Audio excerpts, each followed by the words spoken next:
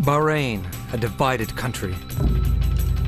Its police stand accused of brutality in suppressing anti-government protests. Now, the authorities claim, they've carried out major reforms. But critics say it's all window dressing. This is a big difference between what they say and what they do on the ground. And on the streets, angry youths continue their attacks. So you can see that this Cobra, this armored personnel carrier, has been hit with missiles and stones. I'm Bill Law. I'm here to find out if the police have cleaned up their act and how far the reforms have really gone.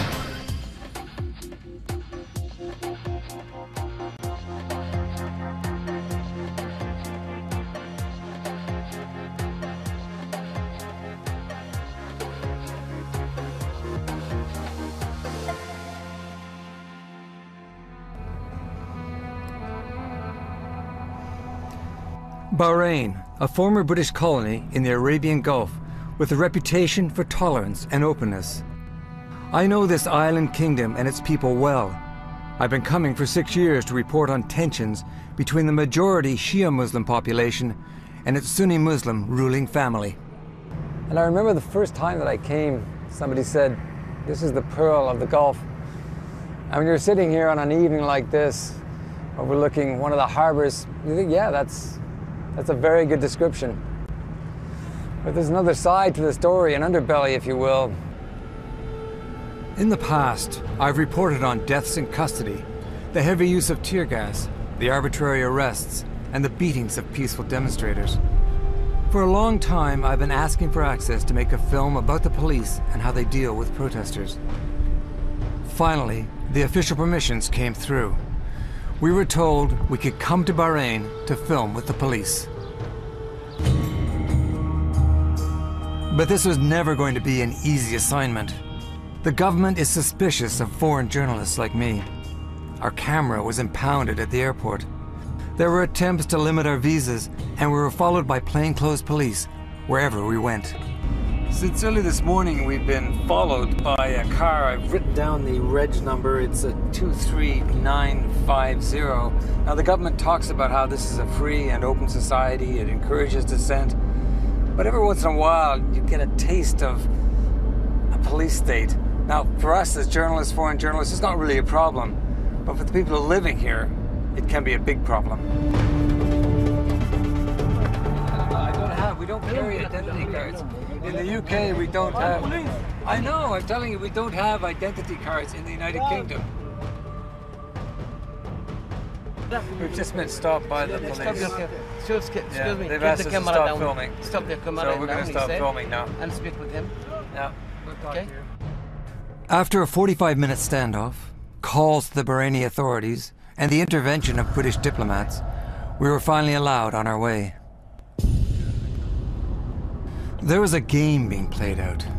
The authorities had let me in, but then made it very difficult to cover the story I had told them I wanted to report on. So, what is going on here?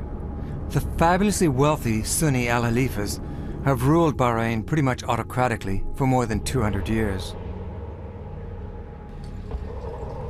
Away from the glittering towers of the capital, Manama, there's another side to the kingdom.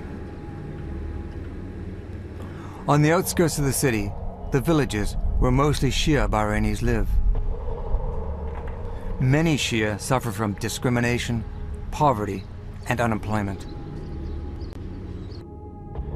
And it's in these areas where the violence occurs. Here, protesters, one of them armed with a gun made out of a fire extinguisher, others carrying petrol bombs, attack a police post. This fighting on the streets of Bahrain, posted on social media sites, all took place during the week I was visiting the kingdom. Down, down, Khalifa! Down, down, The ongoing unrest began after a peaceful protest in February 2011. A pro-democracy uprising was ruthlessly put down. Dozens died, hundreds were arrested, and thousands were sacked from their jobs. Almost all of them Shia. The police brutality caused international condemnation. King Hamad Al Khalifa set up the Bahrain Independent Commission of Inquiry, or BICI as it's known.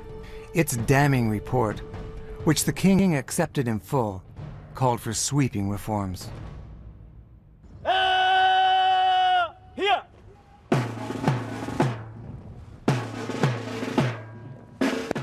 So, nearly 2 years on, how much reform has actually happened?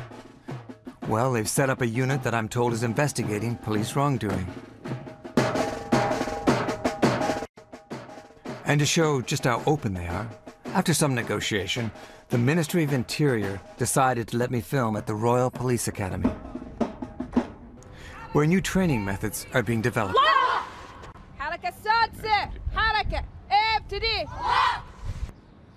And at the ministry, a new chief of police has been brought in. Well, this is a monitor that I use to monitor our CCTV. I mean, The technology is impressive. CCTV cameras allow Chief Hassan to watch and listen to any police interview room in the country. Now, if you saw anything that was below the standard that you expect, how quickly would you react? Immediately. I'd immediately react to it. So the police chief has the technology, and he tells me the determination to drive through change. Different angles of the development of the police in Bahrain, the reform of the police in Bahrain, have gone beyond the requirements of the BICI. You'd find that all interview rooms have been fitted with video and audio recording. And you know, there are still room for enhancement, and that's ongoing. It's not something that would say that we've done and that's it.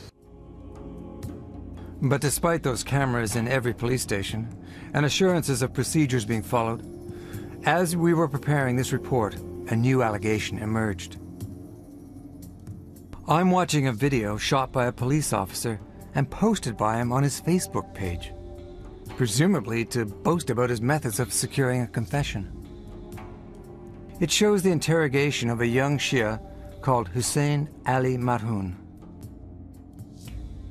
Under duress, he admits to taking money from the most senior Shia clerics in Bahrain to attack and kill police.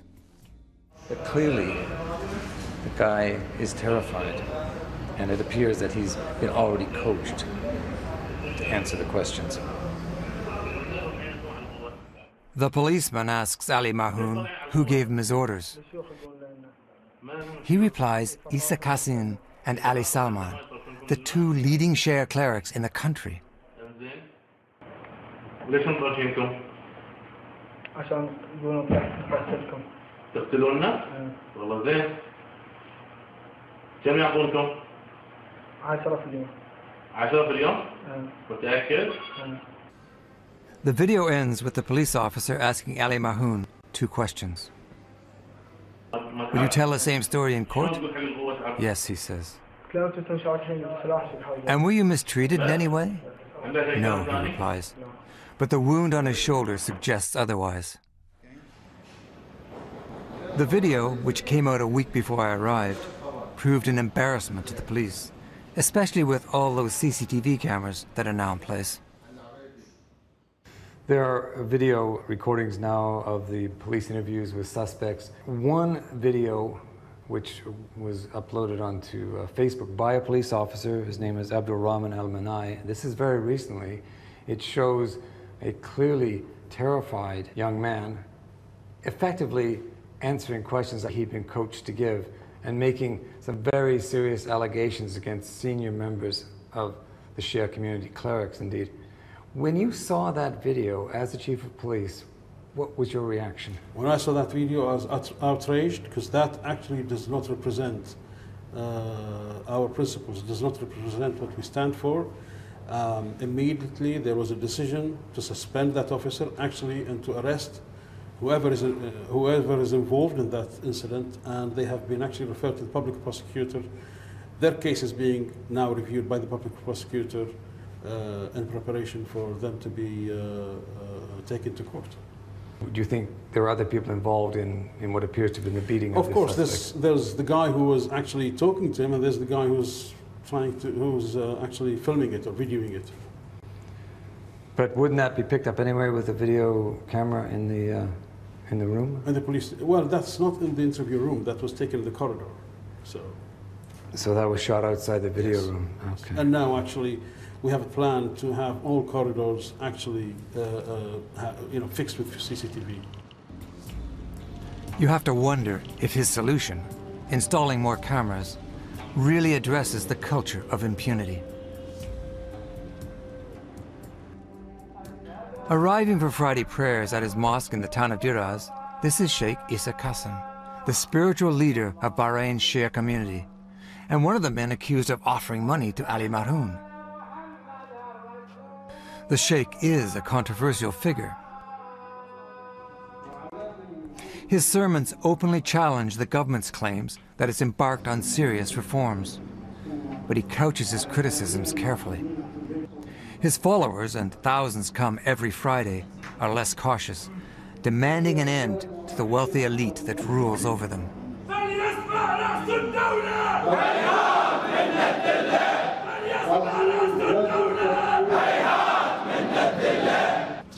And what about the allegation from the coerced video confession that he offered 10 Bahraini dinar, about $30, to the young man to attack and kill the police? Isa Qasim declined our request for an interview. But those who are closely linked to the clerics say the idea that the sheikhs would pay a protester to attack the police is preposterous.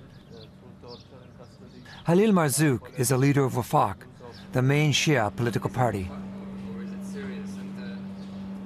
The people in the street are the massive people are very peaceful. But when clashes happen, you don't imagine that you can control 100% of the youth and be all of them be non-violent.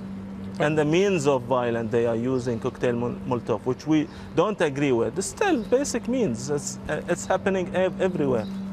But violence is violence, and you would say violence is wrong. Again, the critics say that Wafaq is allowing the violence as a kind of a pressure on the government. You speak against the violence, but you do nothing to stop it. The violence is not helping us because we are a genuine movement and we don't support violence. If we allow violence as they accuse us, then we are hurting ourselves. To the visitor who only sees Manama, the capital, Bahrain can appear tranquil and relaxed. But away from downtown, almost every evening, angry Shia youths take out their frustration on the authorities.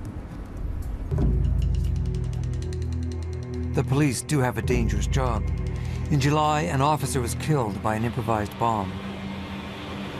But Bahrain is a small place, and nearly every Shia family has suffered. Tear gas, beatings, and birdshot don't discriminate between combatants and the innocent. And when the violence flares, each side blames the other. As part of their public relations exercise, I was given permission to join the riot police on patrol. You're armed, you're a special forces unit. What kind of weapons do you carry? احنا طبعا الأسلحة اللي نشيلها معانا هي المستخدمة ضد مثلا المخربين. والأغلب اللي نستخدم وياهم غاز مسيل للدموع، وعندنا الربل المطاطي، الطلقات المطاطية، وعندنا مثلا القنابل الصوتية نستخدمها، والغاز اليدوي حق تفريق الدموع المشاغبين، وعندنا طبعا اللي هو بنادق اللي هو الشوت جن. هذه ما نستخدمها للدفاع عن النفس للضرورة القصوى، نستخدمها كتحذير. As Major Hashil continues his patrol, a report comes over the radio. صقر 10. تفضل صقر.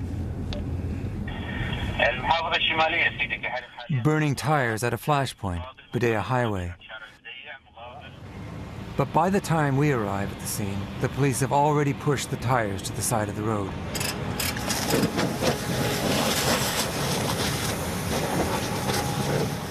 The major told me we were lucky. It was a quiet night. But then the police had taken us out on a night that was very likely going to be quiet, because it was a Shia religious holiday.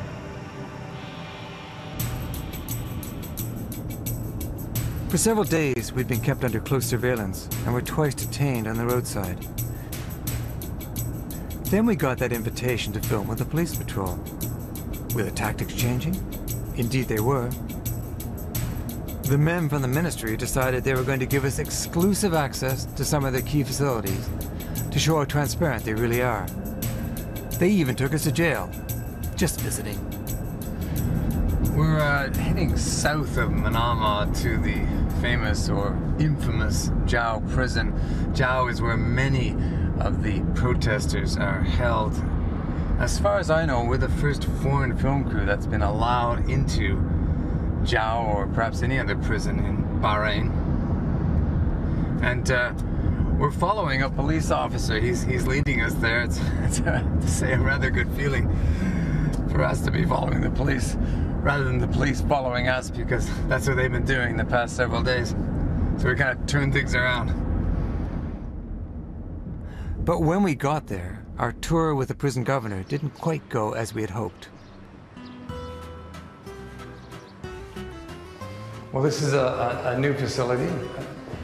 Is there air conditioning? Yes. Yeah. It's all air conditioned, yeah. This is where they're covered, but this one. Yes. And these are showers here, yeah.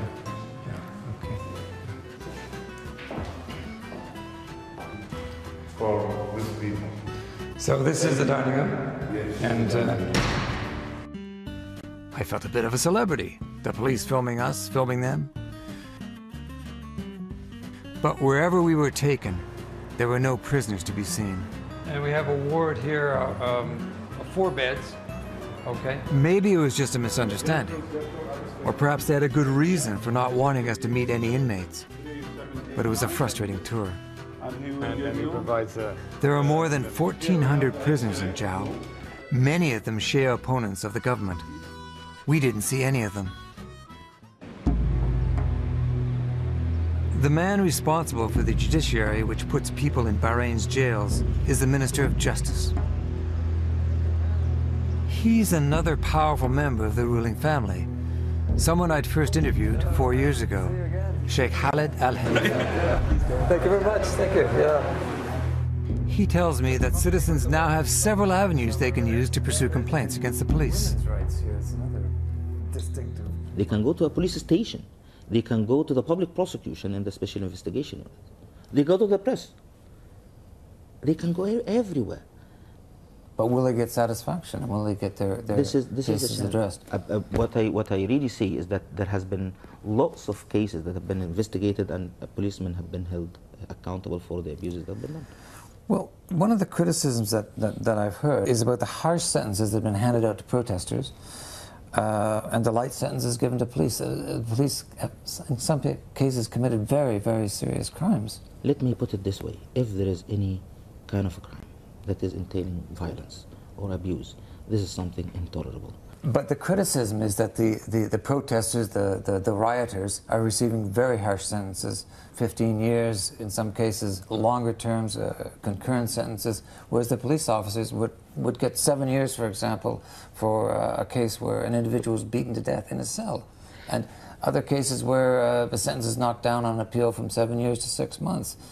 How many police officers are in jail right now? I don't think that it's wise for us to hold ourselves kind of judges. Every case has its own circumstances. You refer to some cases, for example, someone who gets 7 years. It is according to the law. Beating resulted to death, it's 7 years. But if you look to the new law that was introduced on the crime of torture, it's totally different. To these kind of reforms, it depends on the time of the crime when it was occurred. At the end of the day, it will not be for the benefit of anyone to have someone who committed a crime, whatever the crime is, to be getting away with it. So this is the bottom line. So far, I've had many assurances that reform is on track. But in a Shia community, I found another story which challenged that comfortable assertion. I'm going to meet Abdullah, who hopes to become a doctor. He's just been released from jail. The teenager told us he was walking home carrying his school books earlier this year when he was beaten and arrested by riot police. What happened to you on the 14th of February of this year? كنت أتمشى فلأنه نزلنا على الشارع بيتنا صار داخل في زرنوق فمعنى ما يقدر يدخلنا إلى داخل فنزلت أنا على في طريقي إلى بيتنا هم كانوا جايين الأجياب وسيدا من شافوني لحقوا ورايا فأنا من يعني خفت وشردت هم لحقوا ورايا ونزلحت صادوني. Were you rioting? Were you throwing stones? Were you throwing Molotov cocktails at the police?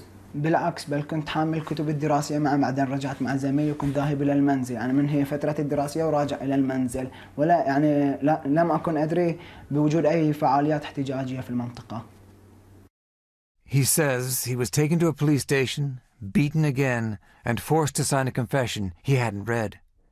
He was jailed for 4 months. I heard about Abdullah from Dr. Nada Daif.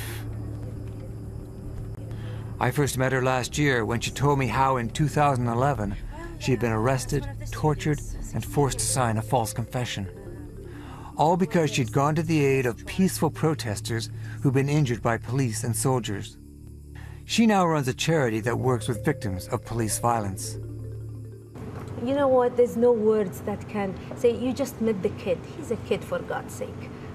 You just can't imagine sending your kids to school and you just wait for them not knowing that they might come back home or not. It's really frustrating, isn't it? You know, we've been speaking to senior government ministers, to high-ranking police officers, and they're talking to me and saying that they're carrying out extensive reforms of the police, that they're committed to reform. They talk about a culture of impunity, but that was in the past, and things are getting better. Are they telling the truth? They can say whatever they want. They're just good in talking. Like the government people, they are good in talking. But in reality, what happened? Show us that something was done. This is a big difference between what they say and what they do on the ground. Dr. Daif, like others in the opposition, says that nothing has changed. The government, she believes, is spending millions creating a public relations image to satisfy its Western allies. The promises are empty. But there is one significant reform that could have a far-reaching impact, if it's allowed to. It's a new key post, unique in the Gulf, indeed unique in the whole Middle East. A police ombudsman, an independent investigator of complaints and allegations of abuse by police and in the prisons. What does the ombudsman think of the case of Hussein Ali Marhoon, who, despite being beaten into making a false confession, remains in jail?